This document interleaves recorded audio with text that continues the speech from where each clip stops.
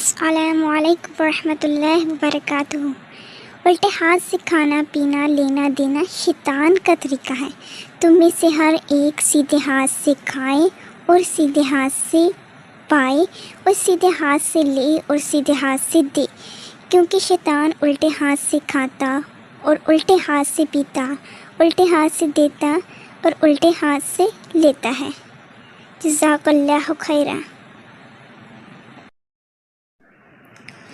دوسری حدیث میں بیان ہے کہ حضرت ابو سعید خدری سے روایت ہے کہ انہوں نے فرمایا ہے کہ میں نے رسول اللہ صلی اللہ علیہ وسلم کو ارشاد فرماتے ہوئے سنا کہ جس آدمی نے ایک دن اللہ تعالیٰ کے راستے میں روزہ رکھا، اللہ تعالیٰ دوزخ کی آگ کو اس کے منہ سے 70 سال کی مسافت تک دور کر دے گا۔ سبحان اللہ۔ مطلب کہ اللہ تعالیٰ دوزخ کی آگ کو 70 سال کی مسافت تک دور کر دے گا، اور 70 سال کی مسافت تھوڑی نہیں ہوتی۔ ایک دن کے روزے کا اتنا افضل اور اجر ہے، سوچو 30 دن کے روزے کا کتنا افضل اور ذکر اجر ہوگا۔ ہم صرف اس لیے روزہ نہیں چھوڑ سکتے کہ اگر ہمیں تھوڑا سا بھی بیمار ہے، تھوڑا سا بخار ہے، تھوڑا سا نزلہ ہے، بلکہ روزہ اور روزے کا مہینہ بہت ہی افضل مہینہ ہے۔ تیسری حدیث، رسول اللہ صلی اللہ علیہ وآلہ وسلم نے فرمایا، جس شخص کے ساتھ اللہ تعالیٰ بھلائی کا ارادہ کرے اسے دین کی سمجھ عنایت فرما دیتا ہے۔ یہ حدیث صحیح البخاری میں موجود ہے، حدیث نمبر 71۔ اس حدیث کا مقصد یہ ہے کہ انسان کو یہ سمجھانا کہ جب اللہ تعالیٰ کسی کے ساتھ بھلائی کا ارادہ کرتا ہے تو اسے دین کی سمجھ دے دیتا ہے، جس کا مطلب یہ ہے کہ دین کو سمجھنا ہر ایک کے لیے نہیں ہے، ہر ایک شخص دین کو سمجھ نہیں سکتا۔ صرف دین کو وہی انسان سمجھ سکتا ہے جسے اللہ تعالیٰ بھلائی دے، جسے اللہ تعالیٰ اس قابل بنائے، جسے اللہ تعالیٰ یہ شرف بخشے۔ تو ہم میں سے کون ہے جس کو یہ شرف حاصل ہے؟ آپ اللہ تعالیٰ سے دعا مانگے کہ اللہ ہم سب کو دین کی سمجھ عطا فرمائے، دین کی بھلائی کے لیے ہم کام کریں، اللہ تعالیٰ ہمارے ساتھ بھلائی کا ارادہ کرے، ہمیں دین کی سمجھ عنایت فرمائے، کیونکہ دین سب سے اہم علم ہے۔ اس علم کے بغیر ہمارا سارا علم دنیاوی بیکار ہے۔ سب سے افضل دین اسلام میں دین ہے، اور اللہ تعالیٰ اس کی سمجھ اس سے ہی عطا کرتا ہے جس کے ساتھ اللہ تعالیٰ بھلائی کا ارادہ کرے۔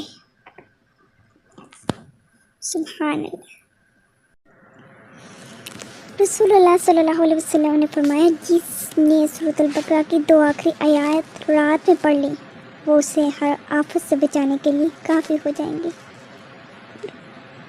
مطلب کہ سورۃ البقرہ کی صرف آخری 2 آیات اگر انسان اسے رات کو پڑھ لے اور جب وہ پڑھنا شروع کر دے گا تو اسے وہ رٹ جائیں گی، اسے یاد ہو جائیں گی، اور وہ 2 آیات اس کے لیے اتنی کافی ہو جائیں گی کہ اسے ہر بلا، ہر آفت، ہر مشکل سے بچائیں گی۔ نماز مومن کا نور ہے۔ ایک انسان مومن انسان کا ہمیشہ نور ہوتا ہے اس کے پاس، اور نور جو مومن انسان ہے اس کا نور، اس کے دل کا نور، اس کی آنکھوں کا نور، بلکہ اس کا سارا نور ہی نور جو ہے وہ صرف نماز میں ہے۔ کسی حدیث میں ہے کہ اگر آپ پریشان ہو، لا الہ الا انت سبحانک انی کنت من الظالمین پڑھا کرو۔ حضور اکرم صلی اللہ علیہ وسلم نے فرمایا، جتنی بھی کوئی مصیبت زدہ ہو، جتنا بھی کوئی پریشان ہو، یہ پڑھے گا تو اللہ اس کی ساری پریشانیاں دور کر دے گا۔ جزاک اللہ۔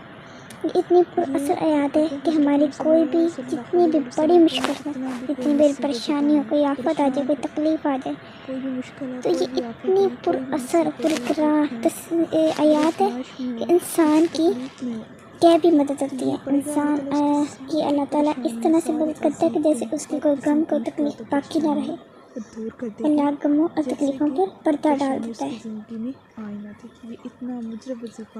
تیسرا یہ ہے کہ پریشان نہ ہو، اگر پریشان ہو تو اس آیات کو پڑھیں۔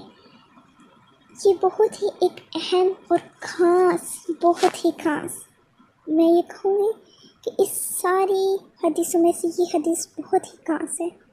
حضرت عبداللہ بن عباس رضی اللہ عنہ کہتے ہیں کہ نبی اکرم صلی اللہ علیہ وسلم نے فرمایا تمہارے لیے یہی گناہ کافی ہے کہ تم ہمیشہ جھگڑتے رہو۔